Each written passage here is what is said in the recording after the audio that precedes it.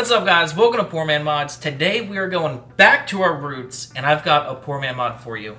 Some people might absolutely hate it, like the guy holding the camera right now, and others might think it's okay, whatever, and others might love it. I'm kind of in the middle, but today I'm going to show you how I'm going to do a poor man's or DIY wide body for the front of this Supra. Now, I am trying to install a set of Cosmos wheels in the front. Some of you may know I've had them in the rear for about a year. I just got a new set in for the front, and on paper, they're only an inch wider. In practice, they're like 3 feet wider. And there's a couple different options I could choose on how to make them fit. There are overfenders and, like the eBay wheel arches and all that kind of stuff.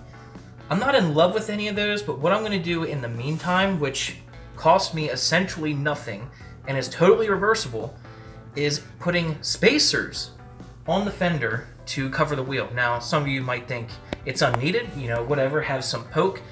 I don't really like poke, and what I'm gonna do is totally fitting the theme of the car, but Tony hates it. But let me show you. But what I'm gonna be doing, I have a 1/2 inch spacer that I 3D printed and a 1/4 inch spacer that I 3D printed. So this is like pennies in filament. But let me show you where I put the spacers and what it did. So I put the 1/4 inch spacer on the mounting surface of the fender right here. It's kind of hard to see, but it's behind the marker light. There's 2 bolts that secure the fender to the car, and I put the 1/4 inch spacer there. One of the bolts snapped off when I took the fender off to paint it, so there's only one holding it on. And I put the 1/4 inch spacer there, and the 1/2 inch spacer went back here. Right behind this bolt.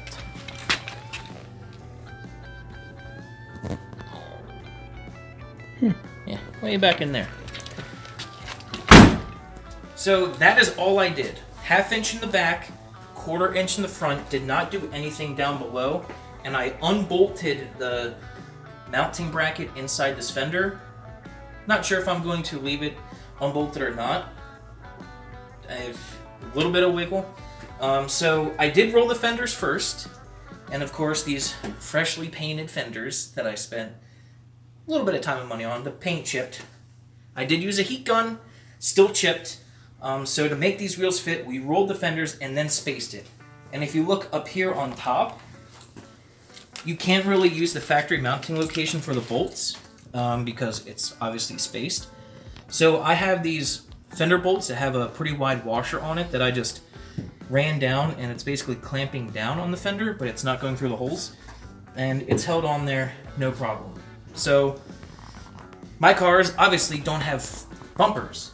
I don't know how this will look or work if you had a bumper on your Mark III Supra, but I will tell you, it is still connected to the nose piece up here.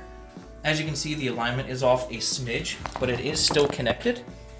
And on the marker light right here, the screw on this side, you just had to loosen. The screw on this side, you had to loosen and just slide the light over a little bit. So this is totally reversible and cost me pennies. And what Tony doesn't like about it is the body fitment gaps, but to me it's not that big of a deal. There's already been a pretty bad gap with this hood because I have it spaced. Obviously you can see it from the front. It's got about an inch gap, but it's always had a gap because I have the hood spaced in the back. And you have, it almost looks like it's vented in the back. So I kind of dig the look. I think it fits the theme of the car. And I understand if you don't like it, but maybe this will help some of you guys out if you're trying to fit wider wheels on the car. Now, it still barely touches my front sway bar.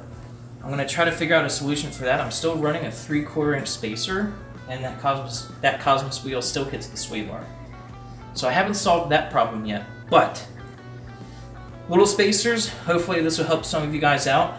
I think it kind of matches the look of the car, but like I said, I understand if you don't like it. So I hope this video helps you out, and maybe you learned something. And in the next video, you should see the car on the ground with those Cosmoses wrapped in some nice tires and the car looking sweet. So thanks for watching, and I'll see you next time.